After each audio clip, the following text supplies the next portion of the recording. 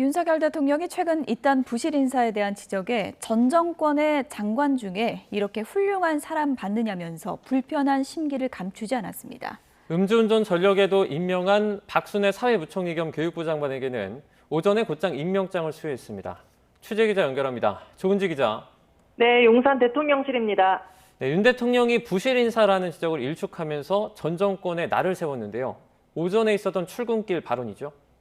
네, 오늘 오전 9시 직전에 용산 대통령실로 출근한 윤석열 대통령 취임 이후 이어진 도어 스태핑 약식 회견에서 다소 날카로운 반응을 보였습니다.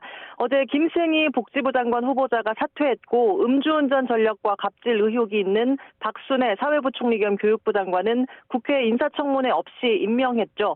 새로 지명한 공정거래위원장은 윤 대통령의 사법연수원 23기 동기인 송홍렬 서울대 법학전문대학원 교수인데 과거 성희롱 발언으로 논란이 됐던 사실이 드러나서 또 부실 검증 논란이 일었습니다.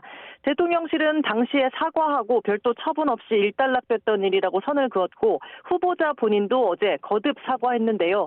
오늘 아침 윤 대통령 관련한 질문이 나오자 전 정권 장관 중에 이렇게 훌륭한 사람 봤느냐 다른 정권과 비교해보라면서 부실 인사라는 지적을 일축했습니다. 기사가 안 바뀌어요, 근데. 송홍렬 후보자라든지 박순애 부총리 또 김승희 전 후보자 같은 경우에는 부실 인사라든지 뭐 그런 인사 실패라는 그럼 전 정권에 지명된 장관 중에 이렇게 훌륭한 사람 봤어요? 또 다른 질문. 대통령님, 저희 인사 취재를 하게 되면 가장 많이 듣는 말이 인사는 결국 대통령이 책임을 진다 이 말인데 그렇습니다. 지금 이 반복되는 문제들이 보다 사전에 충분히 검증 가능한 것들이 많았거든요. 이게 인사 다른 정권 때하고 한번 비교를 해보세요. 사람들의 가질이나 이런 것들.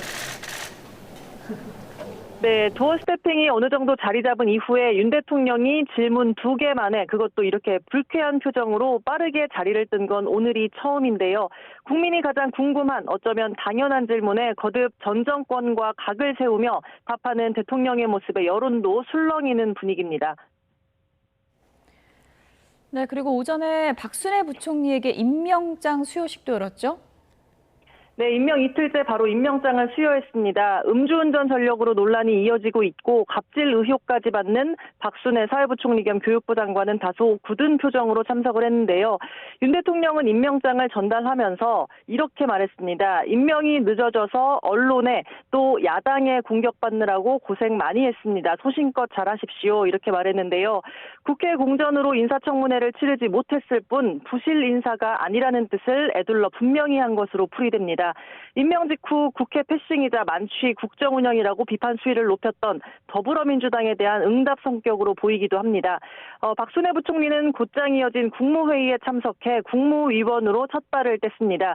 하지만 정호영과 김승희 복지부 장관 후보자가 잇따라 낙마하면서 윤석열 정부는 출범 50일 넘도록 아직 1기 내각을 완성하지 못했습니다. 지금까지 용산 대통령실에서 YTN 조은지입니다.